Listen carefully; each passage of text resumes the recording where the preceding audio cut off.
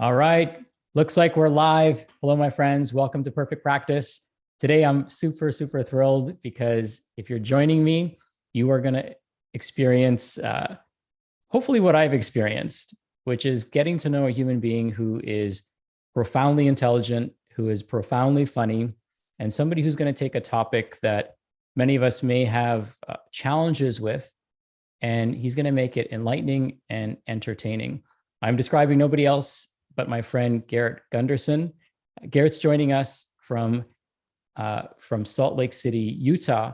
And one of the things that I love about Garrett is that he is not only one of the funniest people you'll meet, but he's also one of the nicest people you'll meet.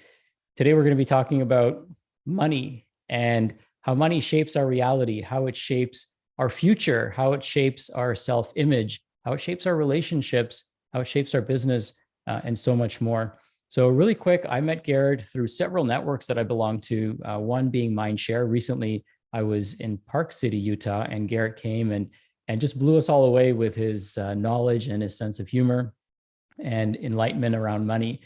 And I've also known Garrett through Genius Network, which is, as you know, where entrepreneurs connect and collaborate. And we've just gotten to know each other through various encounters and seeing him on stage, listening to his podcast, reading his books. And I've always loved his approach to life. So I want to get behind the man, behind the thinking that goes into the thinking of Garrett Gunderson. So welcome, my friend. Thanks for joining me today. Hey, it's good to be hanging with you, man. I would do this just without the recording going on. Just you're a very insightful, thoughtful, deliberate person, and you always make me feel better about myself when we hang out. So I appreciate you, and thank you. I know how busy you are, so I want to make sure that we honor your time and also honor, your experiences. This is my birthday today. It is. Is it really? I turned 64, so I feel like I'm looking pretty young. No, I turned 44 today. So people are like, "Are you working?" I'm like, "Well, I love what I do, and it's the 44th birthday. Not like it's I don't know. It's weird that we still celebrate birthdays, but I do like the best part of a birthday is you just get to connect with people that reach out to you that you haven't talked to for a while. Mm-hmm. It's an excuse to kind of get together. But yeah, so 44 today. Happy birthday, man! Happy birthday. So I'm so honored to spend this day with you and spend this next few minutes with you. So I want to read your bio because when you submitted it to me, I read it. I was like, this is super awesome. This is super cool. And the world needs to see this side of you as well. So I'm going to read this verbatim, and you can all, as you're listening in, really see how you can connect with Garrett, because he is truly, truly a Renaissance man. So Garrett Gunderson is a modern day Renaissance man. Well, maybe. He's an Inc. 500 founder of a financial firm and amateur barista, a rookie fly fisherman and Wall Street Journal #1 bestseller, a public speaker who's delivered hundreds of keynotes, and a mediocre guitar player at home, a bow hunter, Traeger grill semi-pro, former crossfitter, and he wants me to emphasize the former, we'll get into that, and a whiskey sommelier, which is real and is just as douchey as it sounds. But maybe the best way to know Garrett is from a few notes from his wife. Garrett is a man who can only drink tequila under supervision, a man who will stop at nothing to provide his wife food if she gets hangry, a self-preservation strategy, I might add, a dad who is totally cool with letting his sons go anywhere with him in any costume they may have on. In fact, he shares a story about how he dressed up like Spider-Man with his family and went around collecting. They were actually doing a neighborhood is safe door-to-door knocking you guys did, right? So he's a man who can't fix a toilet, but can help you become financially independent so you can hire someone else to do it. A man who supports his wife's meditation, even if she's just sleeping. A brother who bailed his sister out of jail while almost going to jail himself in the process. I have to hear that story. A father who loves and adores his sons for exactly who they are. A son that loves his parents with all his heart. And a man who is loyal to his family and friends, but most of all, his values. Welcome again, Garrett. Thanks for being here. Yeah, it's good to be here, man. Look forward to it. So I want to hear about this. I want to hear more about this Spider-Man costume story, and I also want to hear about the jail story. So why don't we extract a little bit of that just so people can get to know you a little bit better? So I have this client, his name's Trent, and we just finished this thing called the Awakened Spirit Retreat. We're up in the mountains, hiking, meditating, doing all this soul searching and personal work. And then he's just hanging out at my house afterwards. And my kids had bought me a Spider-Man costume that was too small, mind you, definitely didn't fit me. But they both had Spider-Man costumes. He said, hey, if you get your dad to wear his and go around the block, knock on every door and tell everyone the neighborhood is safe, I'll give you $100. So my kids were super committed at the time to $100. So I put it on, and I think it was more like I could have been Moose Knuckle Man more than Spider-Man. It was just riding really high. And there was one lady who left the chain on the door as she cracked it. We're like, the neighborhood's safe, and she immediately shut the door. But most of the time, people laughed as the three of us went around the block, and they earned their $100. How old were your kids at the time? They were probably like 5 and 7. It seems like they were 5 and 7. And actually, in my new book that's going to be coming out, I have that picture of me in the costume with those two. Definitely don't want to zoom in too much on it, but it shows that because I did this bio in the book. Yeah. I was going to say I have to see that picture, but that also means I'm going to pick up a copy of the book. So that's awesome. Yeah, it's not going to be out. It's turned into the publisher. It's been probably a 7-year process for this book. I think it's going to be my seminal work. Like my other books are very informative and the information is very helpful, but this book is very in touch with like emotions and taking people on that journey as well. So you could learn in a different level of engagement. So like while I was writing it, was in this very room recently, just like calling my wife and like, oh, you got to hear this next, like, listen to this. And it's like, so I'm really excited about the work. I think it's really my intent behind it is to shape how we look at money and finance.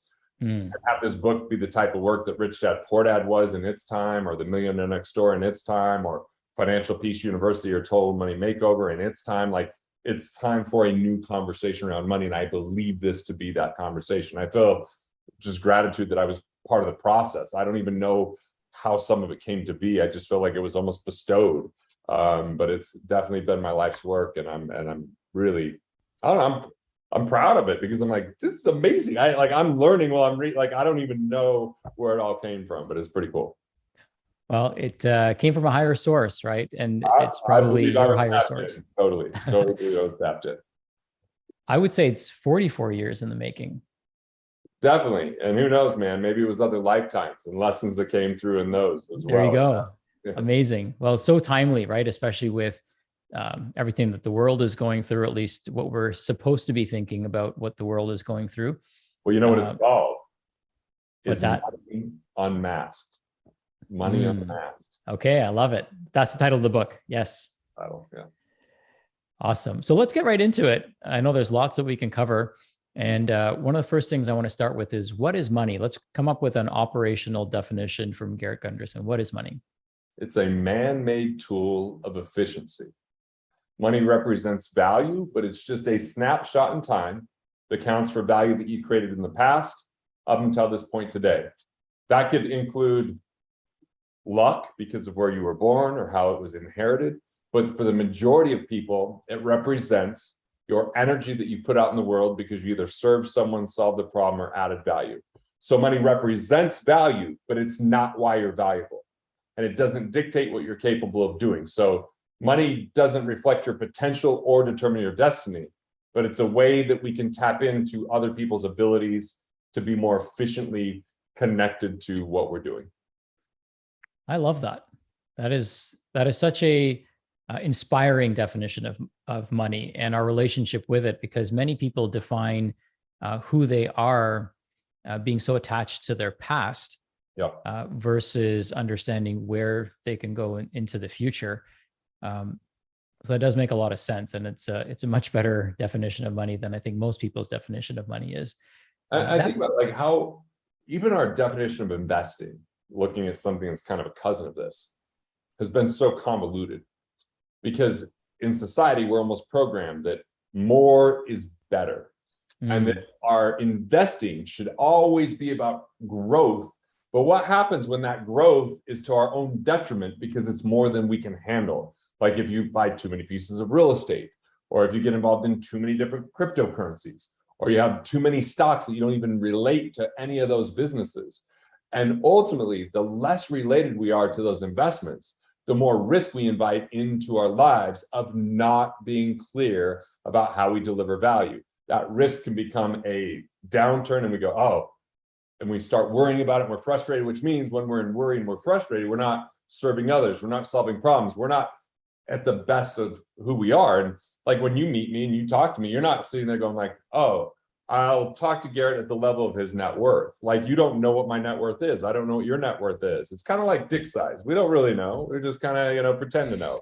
And we act like the bigger is always the better. But you know what? Sometimes people with a big dick are just big dicks, and that's not always a good thing either. So it's this weird thing that even the stuff that we own, whether it's a car we drive, like I don't know where you live. I've never seen your house. I've never seen the car you drive. You've never seen my house, the car I drive. Yet we're connected in relationship without money being a deterrent of that, without money being a determining factor of why we're connected. We can simply be in intellectual ideas. We could be in just a love and gratitude for each other. And we can see each other for the moment that we're in, not the things that we have.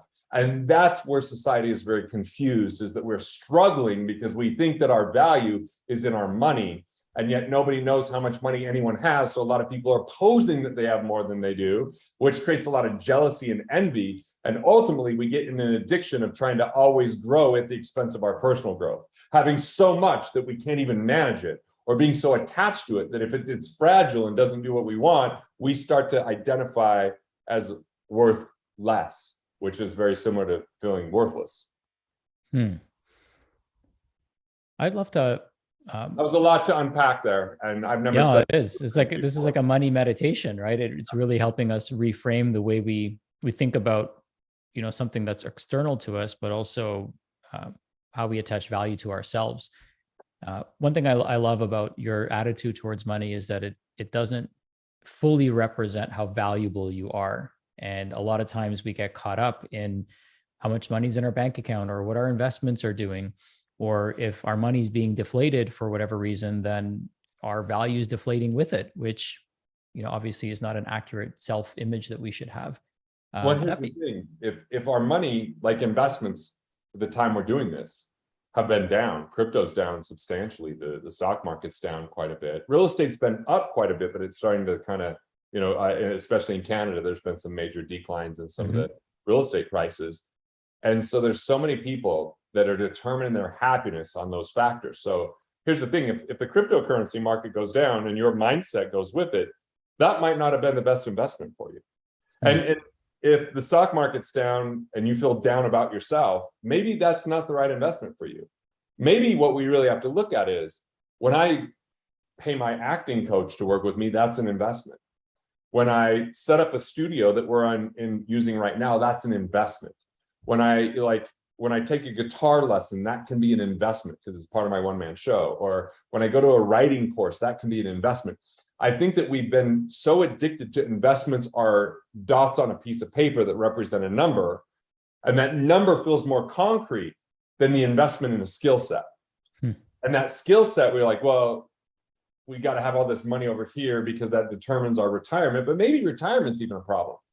Maybe what we're doing is we're giving up who we are and the best of who we could be for things outside of what we really want, because they add dots to a piece of paper and a bank account.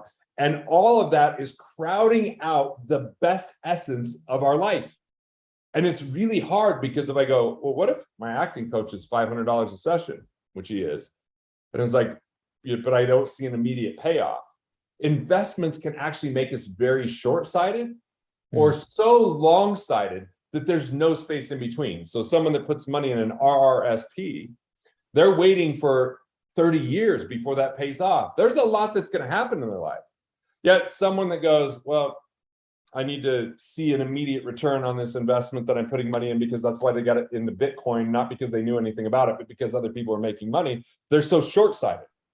But there's this entire field of vision that exists in between in that space, which is when I invest in becoming a better writer, when I go through personal development and therapy.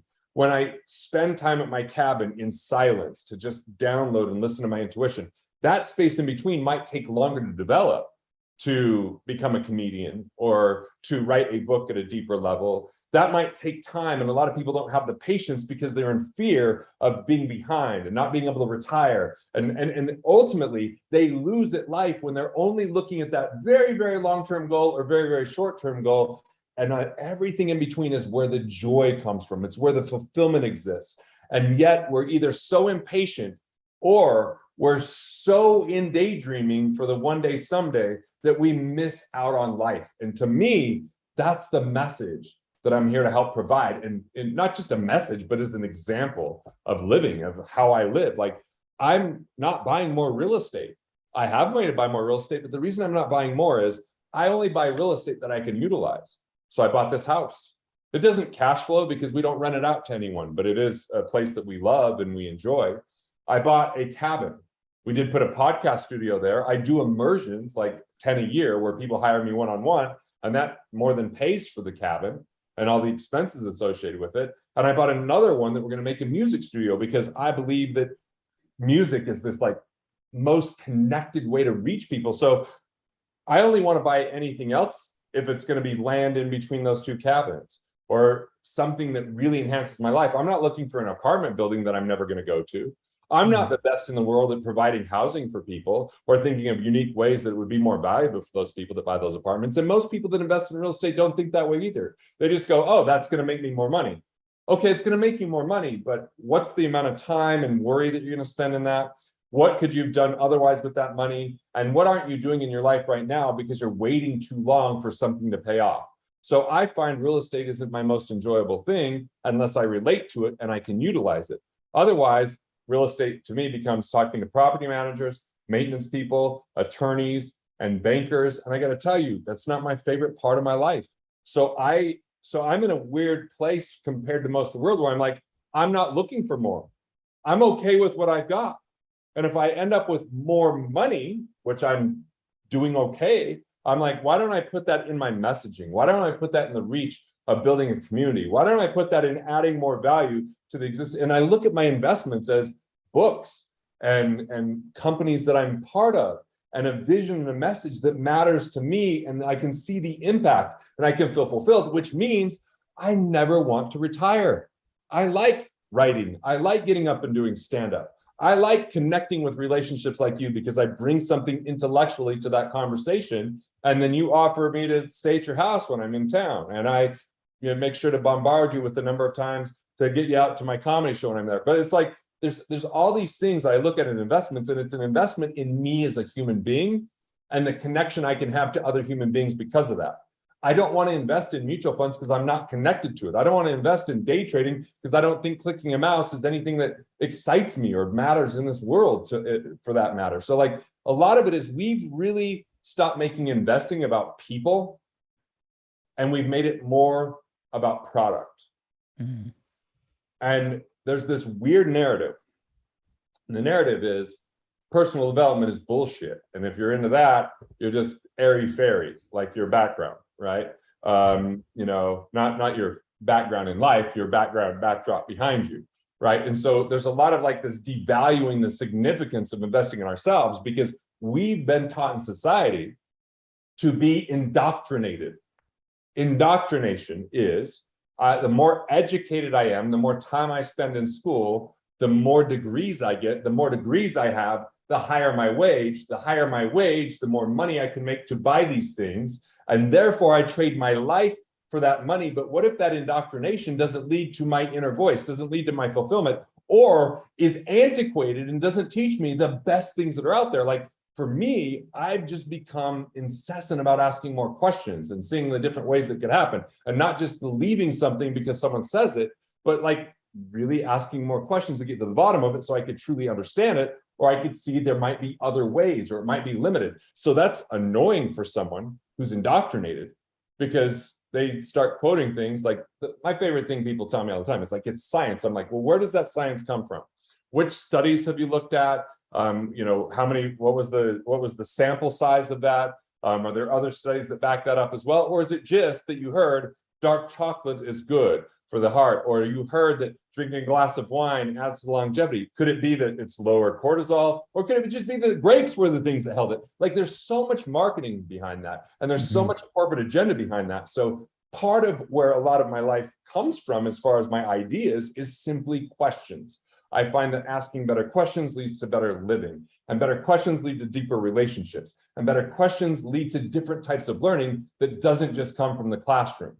And in the classroom, we've learned very little about money, but what we did learn about money, that it was about diversifying away from the things we understand. It's about trusting, because we're indoctrinated to give it to people that have more degrees, or that have, a certain like financial planning thing. But, most of the stuff you get in financial planning is minimal amount of time and effort. Like, I passed something called a Series 65, which is your registered investment advisor test, by watching a LeBron-led Cleveland Cavaliers beat the Detroit Pistons back in the day when Detroit was favored to win the whole thing. Well, I was kind of reading but paying more attention to the game, because LeBron scored 28 of 31 points to finish that game out, went into overtime, and they won. It was insane. And yet I passed the test the next day. Does that really make me qualified? Because I don't really know how to research a company, look at their financials, go through the financials and say why they'd be more valuable in the future than they are today, and then compare that to the price earnings ratio and say, hey, this makes sense. And then think about the greater economy overall and the implications that might have, and understand the artificial intelligence and technology that might make that company antiquated. And the world wants you to think, yeah, that is too complicated, so just trust us.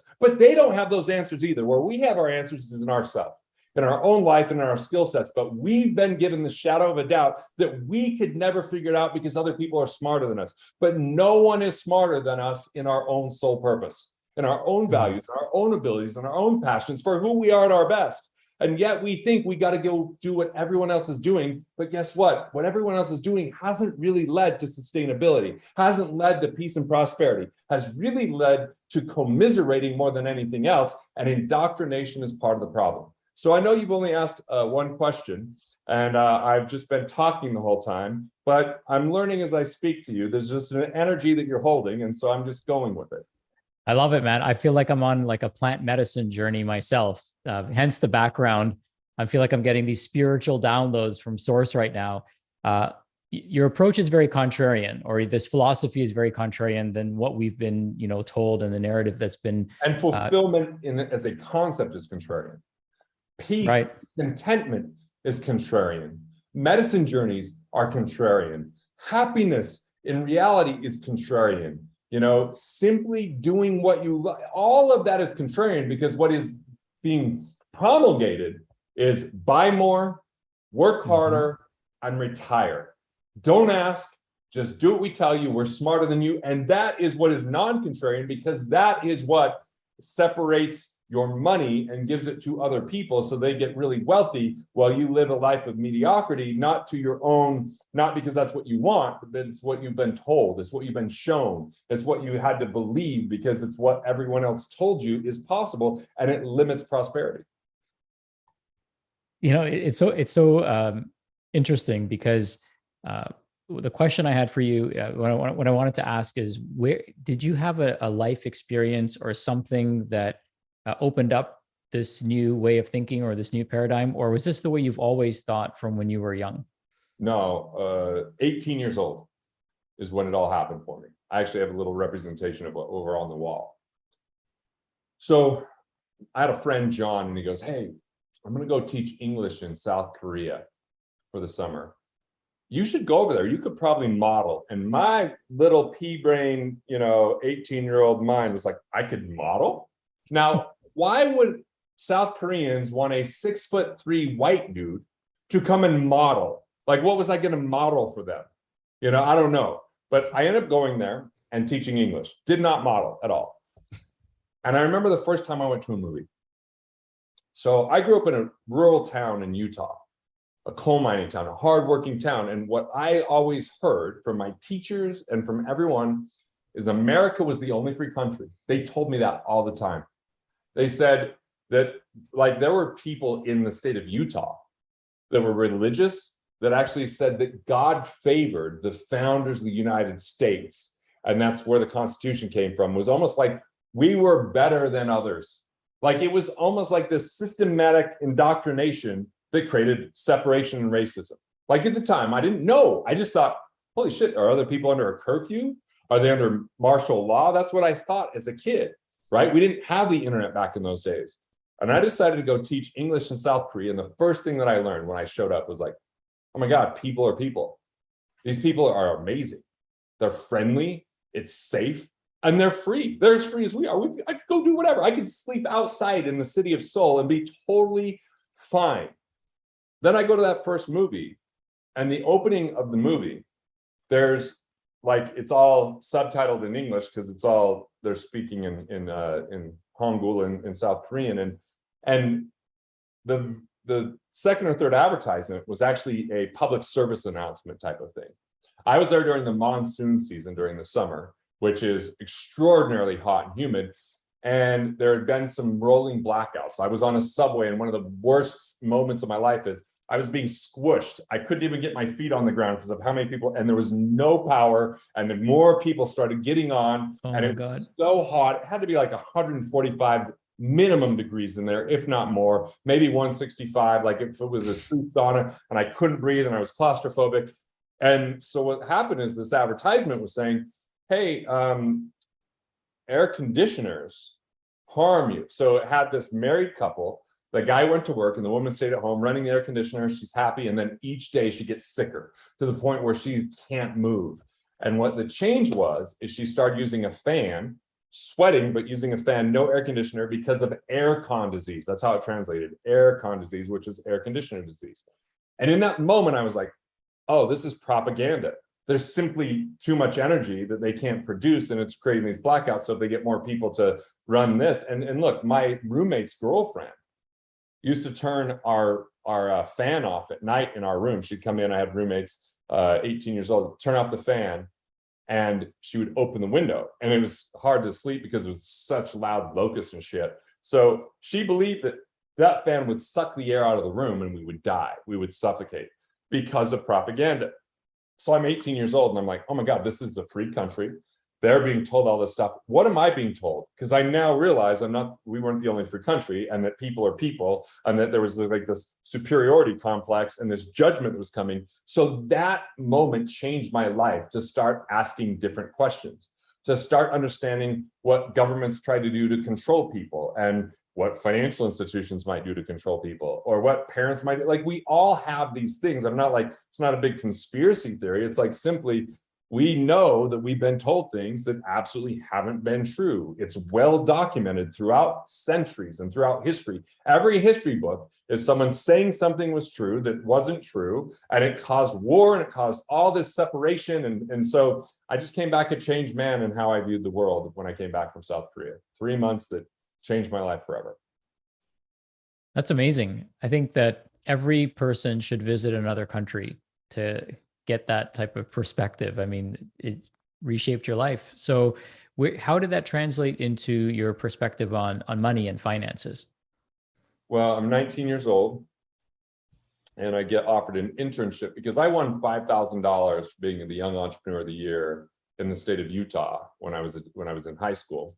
And I wanted to invest that money. And, my family just put, cash in coffee cans and put it in their cellar. They didn't really have a money management philosophy other than save, don't risk.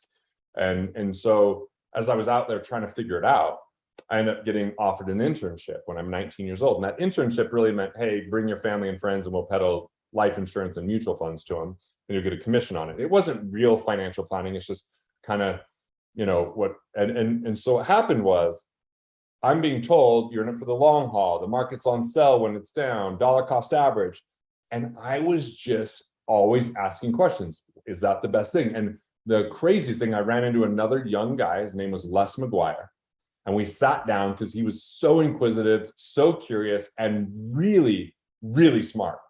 And we dissected the US version of the RRSP, the 401k, and was like, oh my God, this isn't what everybody said it was. And by the way, the first part of the analysis, we're like, yeah, there's nothing that's going to beat this. This is the best thing in the world. But then we start looking at fees, and we look at volatility, and we look at taxes on the back end, and we look at the tax rates over time, and we look at the government spending. We're like, wait, this isn't what it's being. And so it just helped me ask those questions. And I could ask it because I wasn't married yet. I didn't have kids. I had no debt. I simply had no like dog in the fight of what the answer needed to be. And so Les and I, in that moment, we said, if we're committed to what's right over who's right, we can absolutely change the financial game.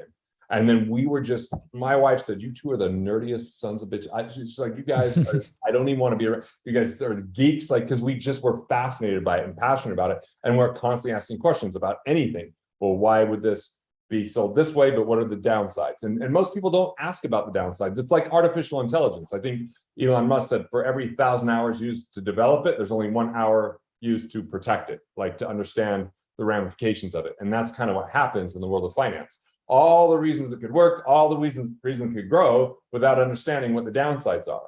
And so that became my obsession, is like, what else is out there? What else could be real? What else? What's another angle of looking at it? So that's why I wrote Killing Sacred Cows. Here's the 9 financial myths that people can't detect, because it's very silent. It's subtle. If it was obvious, we would avoid it. Man, I'm going to ask you some rapid fire questions. Great. I'll be rapid with my answers, hopefully. Because I know there's lots of value that you can add, and I want to make sure we try to extract as much of it as we can in our limited time together. So first question, where does our money mindset come from? What shapes it? Is it our parents, the government? Like, who's responsible? Who can we not point the finger to, but where can we point the finger of opportunity to create a better money mindset? So we have 4 money personas, and a lot of our money mindset comes from scarcity. So a miser, they're all about holding on to what they got. A conservative is all about accumulating for the future. A striver is all about, I'll earn more so I can have more status. And a high roller is all about, hey, I just am addicted to opportunity. That all is scarcity thinking. There's only so much to go around. And I call it the consumer condition. If we were to pinpoint where most of our money mindset comes from, it's Edward Bernays. Edward Bernays was the nephew of Sigmund Freud. He changed the word he changed the word propaganda to public relations.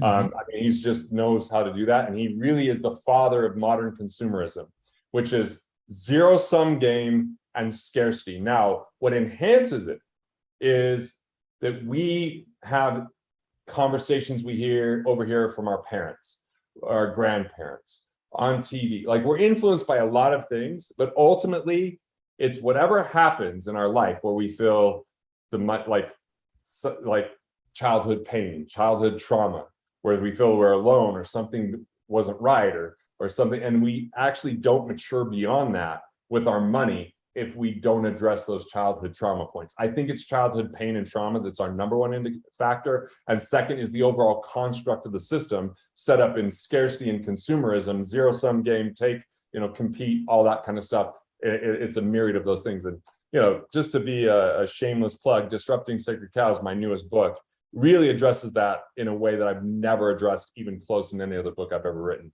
I really got clear about that and wrote about it. Thank you. Next question. How does money affect our relationships, maybe with our children, our spouse? Any thoughts on that? Yeah, we usually marry someone that's not the same money personality as us. And if we don't understand that, it's like I'm a striver when I'm at my worst, and my wife's conservative when she's at her worst. But there's a winning side of that when we get into abundance, when we think in co-creation and collaboration and delegation and value creation. And on the other side of that is, see, if I'm being the striver and she's being the conservative, I'm going, let's hit the gas, and she's the conservative. She's like, let's hit the brakes. Push, pull, and a lot of fight. We're not on the same page.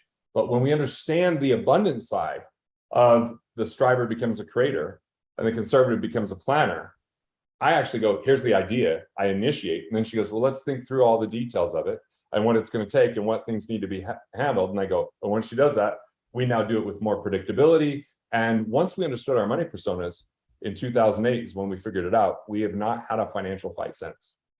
Now, our first year of marriage, we fought about finance over anything else, because at that point, it was just not understanding that created tons of contention. And she felt like I valued money even more than her. I mean, it's sad to admit, and it might have been kind of true unfortunately, because I was blinded by it. But that's how it impacts our relationships, is there's these factors that we don't understand. And when we don't understand them, we make bad decisions. But when we understand them, we can collaborate and be much more effective.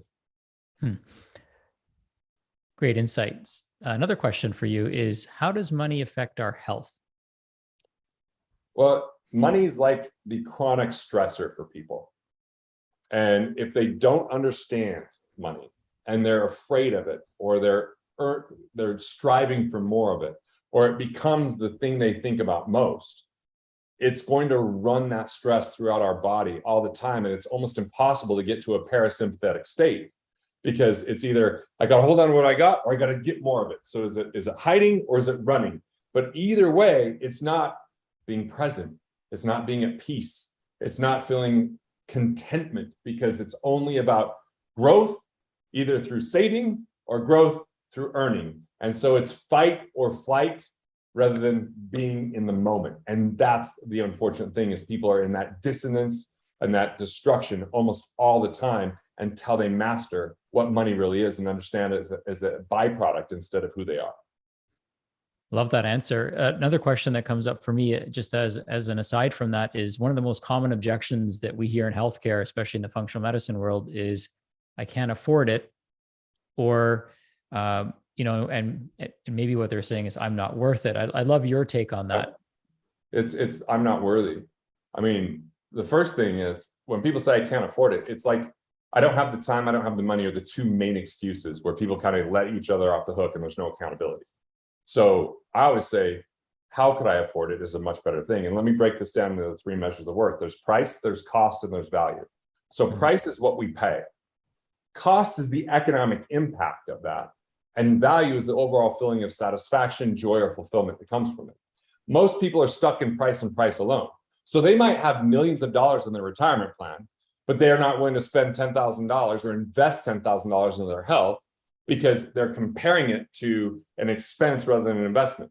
They're not thinking about what I said early on, which is investing in themselves. They're thinking about dots on a piece of paper. And so it's to the detriment of their own health and ability. And look, I opened my newest book with the quote that says, I actually should just pull it up, because it's completely about, hey, without health, and I'll use a different quote that says the same thing. It's like, hey, a person with health can have 1,000 dreams. A person without health has but one, right? And so ultimately, health and wealth are two very, confusing things for most people that are very related in a principle standpoint.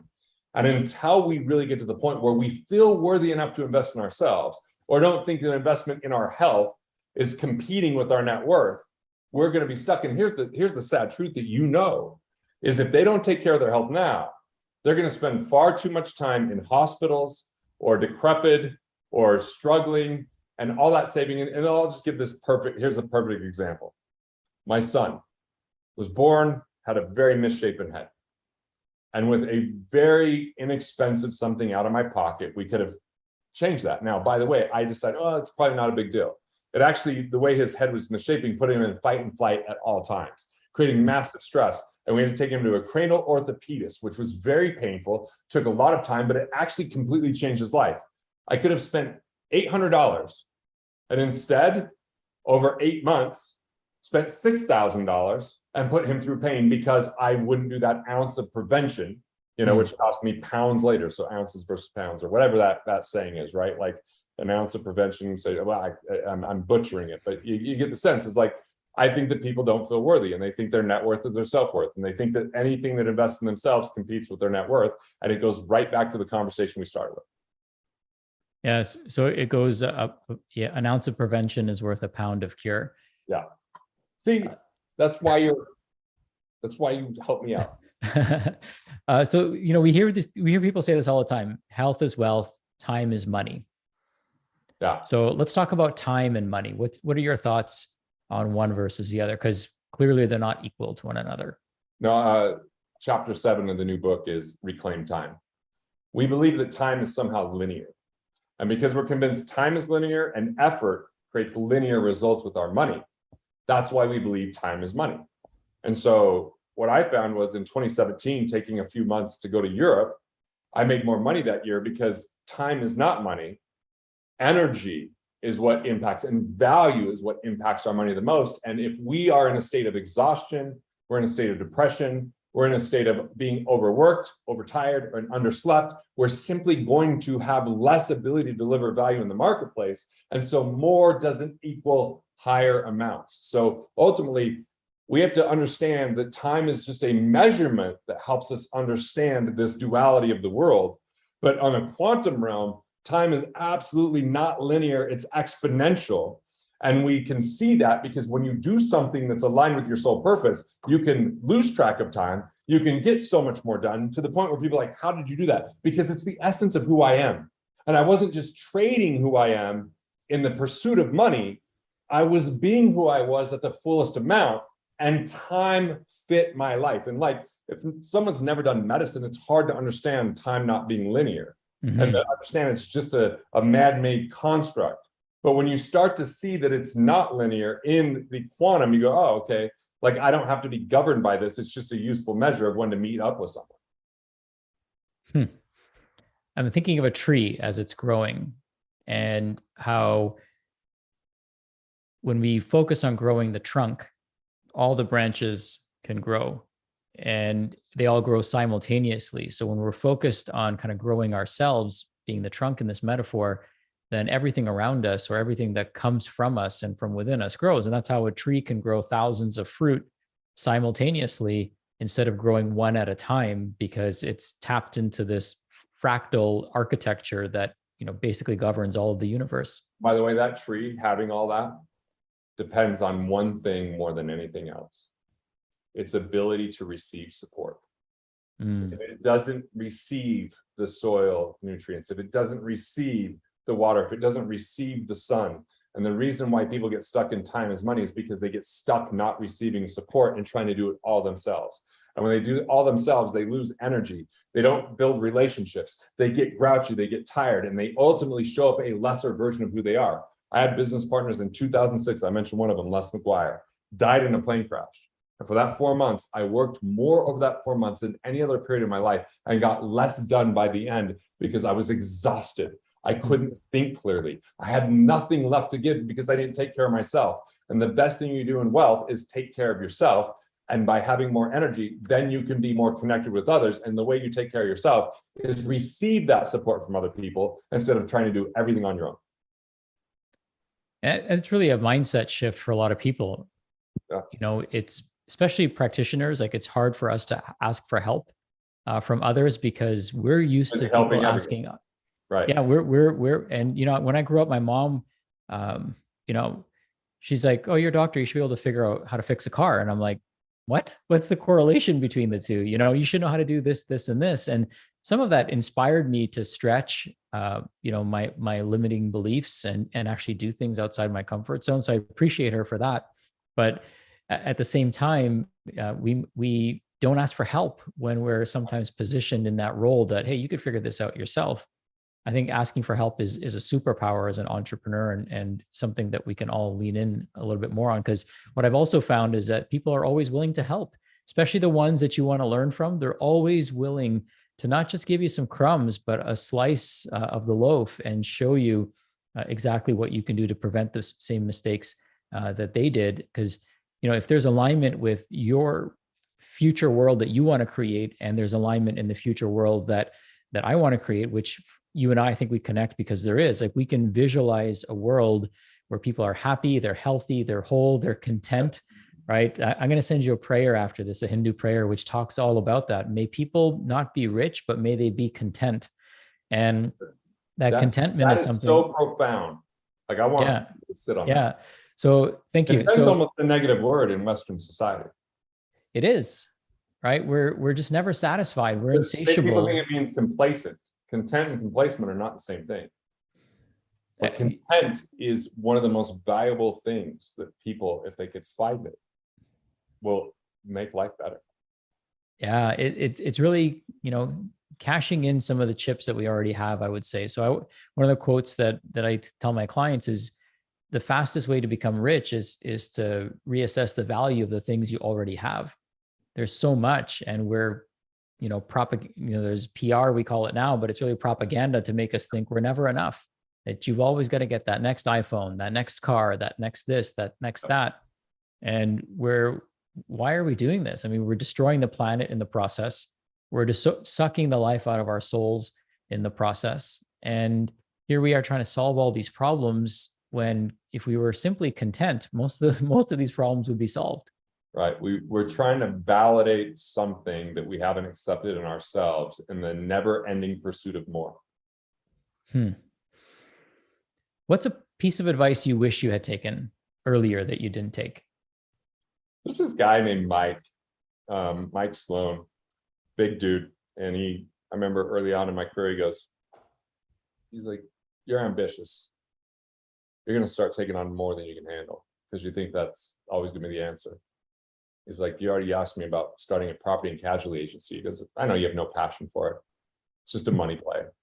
He's like, but if you keep doing that, you're just going to find yourself busier than you want to be and doing things that weren't worth it. And guess what? I ended up doing the P&C agency. I ended up walking away from it because I was busier than I wanted to be. And ultimately, it was a big cost of time and stress. And even a walk I took with my wife yesterday, she was talking about, we're 20 years married, and she's talking about there's things I did in the first few years of marriage that made her feel insignificant, undervalued, and that I loved money more than her. So that still has ramifications. She knows that logically that isn't true today, but emotionally she's opening up and sharing, like there's parts of her that shut down that she has to reactivate and get past the numbness because of that behavior. And if I would have just listened to Mike, I just wouldn't have gotten off track, but I went and did it the hard way. And sometimes those are the most valuable lessons that we learn, right? Yeah, we remember a little bit deeper, I think. Let's talk about kids. So what's because I have a 12-year-old. He's officially 12. He just turned 12 last week. I'm curious as to what we as parents can do for those that are listening, or maybe even as grandparents, to really instill a positive money mindset, and and not just money. Like I don't want this. Money is a proxy, right? It's a proxy for other things. So we'll use that in the context of this conversation. But how do we, maybe undo some of our own money trauma and then help set the stage for more contentment in our children moving forward? Because we really got to start changing the next generation now, not wait until they make the same mistakes we did and then realize dad was right all along. How do we start them in the right direction? Well, I just have this really cool project I'm working on. My oldest son, who's 17, trying to find what's he want to do other than VR and video games. I'm trying to, what's beyond that? I'm like, that could be your main thing. It just can't be your only thing, right? So turns out that he likes video and editing, and he's got a good eye for editing. So we created this program called Schooled. So Schooled with an ED. And I'm like, I said ED and we're on a doctor thing. So not erectile, I'm spelling out SCHOOLED.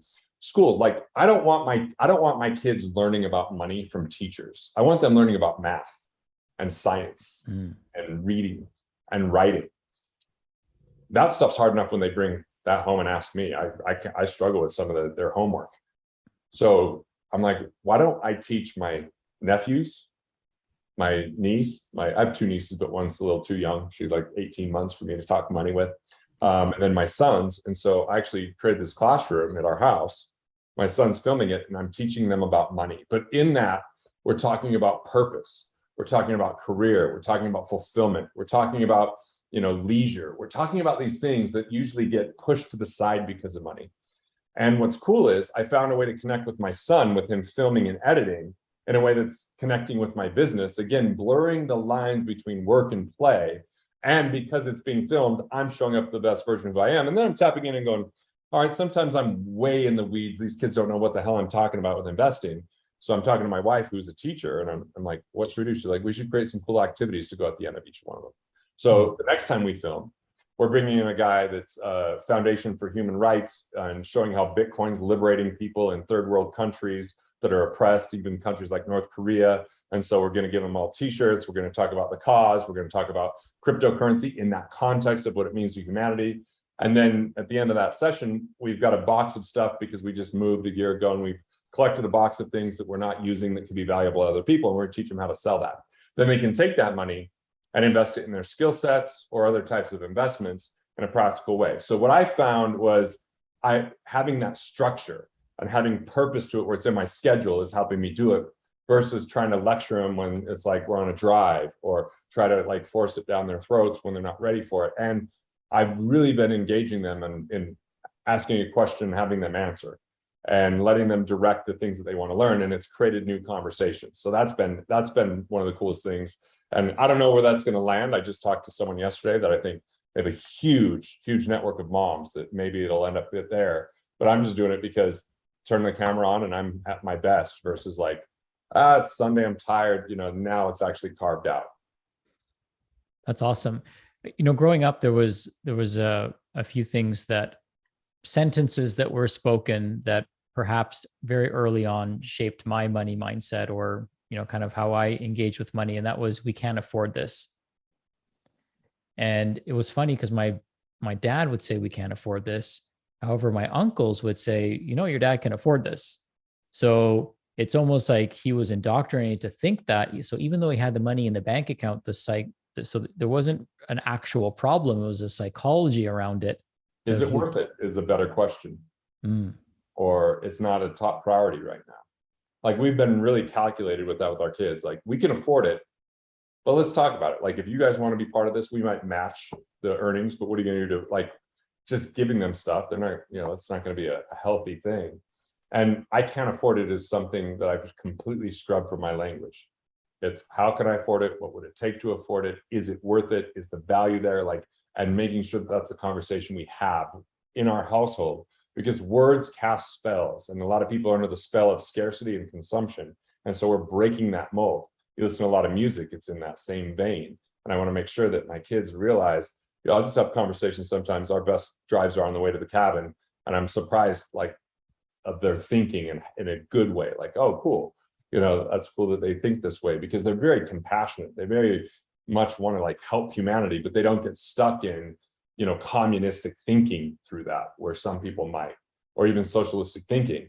I don't think capitalism's the answer. I think anytime we add an ism, it's the problem. I think that really private individual markets and how we serve one another in a way that's consistent with the best of who we are is the real answer. So it's cool to have these conversations with them. What's your take on what's happening in the world right now in the financial world? I love your perspective, and perhaps what we can close with. I'm definitely open to a part two, because there's lots to unpack. What would you say is a good mindset or strategy going into this, kind of closing out 2022 and going into 2023? There's a million plus problems in the world, and they should begin at the end of your driveway, not in your home. Getting too caught up in a macro world and an external economy that's impossible to predict, with too many moving pieces that sound confusing, from quantitative easing to fractionalized banking to interest rate changes, like that stuff can be overwhelming. So you got to focus on yourself. Self-care, your personal stock, how you add more value, how you serve more people consistent with who you are. Yeah, you might want to make decisions around interest rates are going to change. Maybe a fixed interest rate might make sense, or, what you can afford. Like, I have a lot of practical videos to help sort through that, but most people get caught up in the news cycle instead of their own life. And that's the bigger problem in the economy, is most people don't know there's a recession until they're told a recession. They don't experience it. Usually it's told, and then they start to experience it, because decisions start to actually hurt the economy when people buy into those conversations. And wealth is built through conversation. So if you find yourself in a conversation of scarcity and fear and worry and doubt, you're going to find you'll bring that into your life. It doesn't mean that just because we think positively, positive things happen. It just means when we think about the ways that we can serve others consistent with who we are, we find more power and influence in our daily action. And that's the thing to pay attention to. What a wonderful answer. I love that. Garrett, how can our community support you? How can we, engage more with your work? How can we learn more about your upcoming comedy tour? How can we get access to the book or some of the amazing tools that you've created? Where do we want to send people to learn more? Yeah, GarrettGunderson.com, Garrett, Gunderson, Gunderson, GarrettGunderson.com. I mean, I'd go to /quiz. I'd take the quiz to know your money persona. Ridiculously helpful. You can predict what your bad behavior might be or where you might have pitfalls and help you to leverage things that put you in a better spot with your qualities. So that's super helpful for everybody as far as me giving. As far as if you come to my comedy shows, I really love that. If you buy my books, that's awesome. So that's a great way to start. You know, if you like to listen, I have Killing Secret Cows on Audible. What Would the Rockefellers Do is my most popular book. We don't have it on Audible, but if you look it up, you can find an audio that we have on our kind of server and stuff like that. Or, get my newest book, Disrupting Sacred Cows, which really dives into, I think, some of the topics we're discussing today at a level my other books didn't. So, whatever book calls to you, whatever title, feels best, grab it. Awesome. Well, this has been super enlightening. I always enjoy our conversation, and I'm glad that we had a chance to record this conversation so that we could share your insights with so many more people, especially practitioners who, we're entrepreneurs. We're trying to make the world a healthier, happier, more whole place. And a lot of that impact that we're going to have starts with our money mindset and where we invest our time, where we invest our money, and of course, where we invest our energy. And I love your perspective on this because it gives us permission to invest in ourselves instead of, taking, this let's call it, right? Money is a form of energy, it's a stored form of energy. It's kind of like a battery. And, we're taking that and we're distributing it outwards into the world, right? We're giving it to the government to hold on to until we retire, or we're putting into the stock market and investing in other companies. And that might be okay if you really believe that company is going to create the world that you want to create in a way that you can't create it, right? So we should be investing in our businesses, in our personal growth, in our development, developing skills, hiring people, mentors and coaches, or engaging in events that allow us to become better versions of ourselves, so that just like that tree, we grow that tree and all the branches grow, and then of course it bears wonderful, beautiful fruit as well. Well, it was a pleasure, man. Thanks for letting me learn some things myself and set the right space. I know I did. Well, you interviewed me, so I guess I won't apologize for talking so much. But no, you did fantastic, man. I really enjoyed this. It was off the cuff and very organic and very enjoyable for me. And I know our listeners are going to enjoy it as well. And I also know that there's so many other tools and resources that you've made available to us to go deeper down this rabbit hole. So thank you, my friend. And thank you all for tuning in today. I'm so grateful for this wonderful opportunity.